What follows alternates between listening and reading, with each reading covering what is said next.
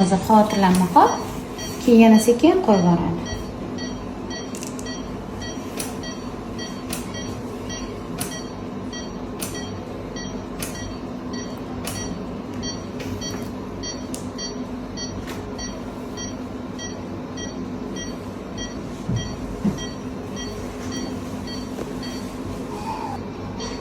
Hozir 7 yosh bo'ladi, bolangiz 7 yosh ojireniya bilan, enurez bilan va fibrilniy sudorga bilan murojaat qilganlar. Hozir albatta vaznlari katta, sahrga risk bor.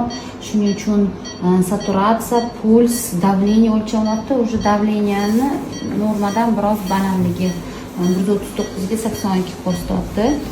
Bu degani agar shu maromda davom etsa, o'sha yurak, qon tomir tizimiga nagruzka tushib, boshqa kasalliklarni keltirib chiqarishi mumkin degani.